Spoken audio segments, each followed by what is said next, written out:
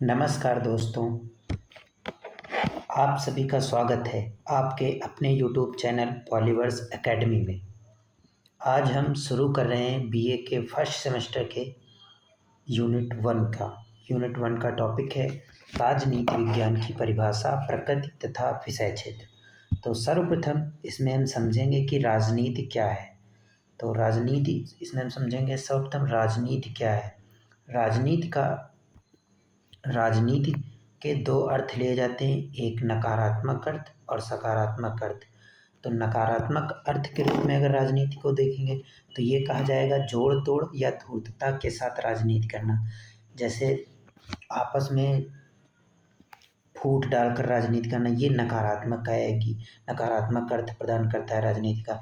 इसी तरह सत्ता प्राप्त करने का प्रयास करना किसी भी कारण, जैसे एन केन प्रकार, जैसे श्याम साम दाम दंड भेद, हर तरीके से राजनीति में आना, ये नकारात्मक अर्थ के अंतर्गत आएगा। इसी तरह आएगा सकारात्मक अर्थ। सकारात्मक अर्थ में क्या रहेगा? व्यापक अर्थ में संघर्षों या विवादों का माध्यम होती है। व्यापक अर्थ में संघर्षों या विवादों के समाधान का माध्यम होती है। या क्या कहलाती है? या राजनीति कहलाती है। इसे हम देखेंगे, वह राजनीति कहलाई। अब इसके राजनीति समझ लिया। अब यहाँ पर हम लोगों ने अब इसके आगे समझेंगे राजनीति विज्ञान क्या है। तो यहाँ पर देखें तो राजनीतिक घटनाओं, जो राजनीति में घटनाएं होती या गतिविधियाँ होती, उन्हीं का जो अध्ययन होता है वही राजनीति विज्ञान कहलाता है। जैसे चुनाव हो गया, सामाजिक आंदोलन हो गया, विधायिका, कार्यपालिका, न्यायपालिका आदि, ये सब राजनीति विज्ञान के अंतर्गत ही आते हैं। जब इनका अध्ययन हम करेंगे तो यही राजनीति विज्ञान कहलाएगा।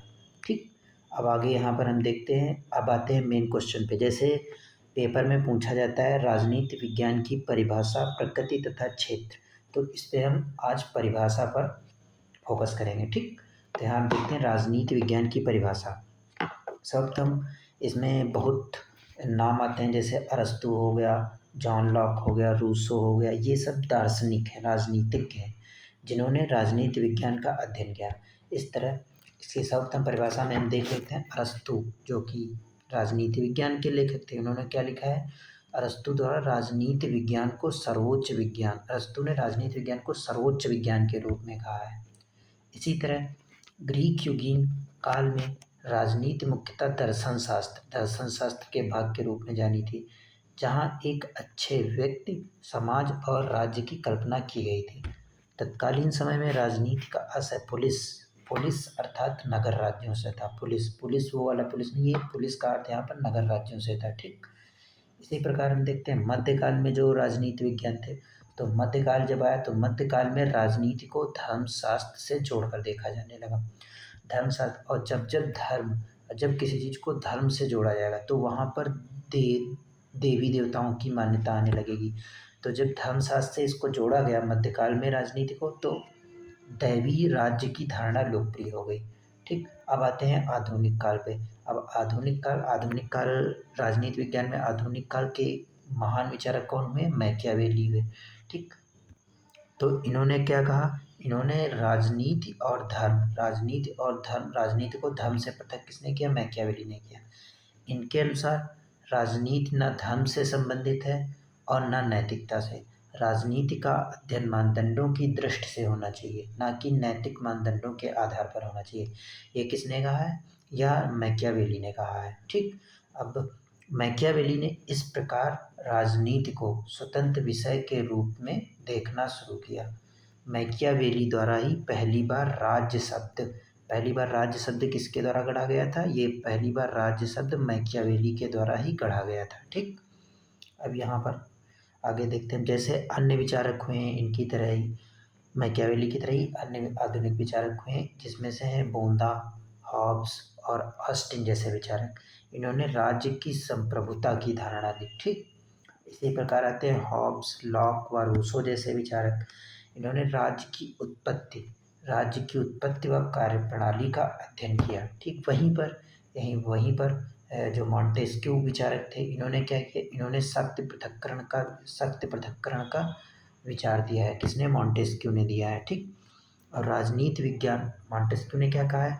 राजनीति विज्ञान के तहत राज्य व सरकार के अध्ययन पर इन्होंने बल दिया है। ठीक। इसी प्रकार हम देखते हैं राजनीति विज्ञान के क्षेत्र में अध्ययन के लिए नए विषय वस्तु क्या आने लगे। आधुनिक विचारक के बाद राजनीति विज्ञान में जब जैसे जैसे अध्ययन हुआ उसमें नए विषय वस्तु आने लगे। ठीक। राजनीति को शक्ति व प्रभाव के अध्ययन के रूप में देखा जाने लगा। राजनीति को मानव के राजनीतिक व्यवहार के आधार पर देखा जाने लगा। राजनीति को औपचारिक संस्थाओं के अध्ययन के रूप में देखा जाने लगा। ठीक। अब इस प्रकार हम कहें तो राजनीति विज्ञान की परिभाषा क्या होगी? इसका निष्कर्ष इस प्रकार यह निकलेगा, राजनीति विज्ञान के क्षेत्र में व्यवहारवादी क्रांति द्वारा मूल्यों के अध्ययन के स्थान पर तथ्यों के अध्ययन पर बल दिया गया। प्राकृतिक विज्ञानों की भांति राजनीति विज्ञान का विकास हुआ, लेकिन द्वितीय विश्व युद्ध के बाद 60 के दशक में राजनीति विज्ञान की उपयोगिता नहीं देखी गई, जिसके परिणामस्वरूप उत्तर व्यवहारवादी क्रांति देखी गई। इसमें उत्तरवादी क्रांति में जिसमें तथ्य और मूल्य दोनों के अध्ययन पर बल दिया गया। यहाँ पर ये टॉपिक समाप्त होता है। कल हम इसके प्रकृति एवं क्षेत्र के बारे में चर्चा करेंगे। धन्यवाद।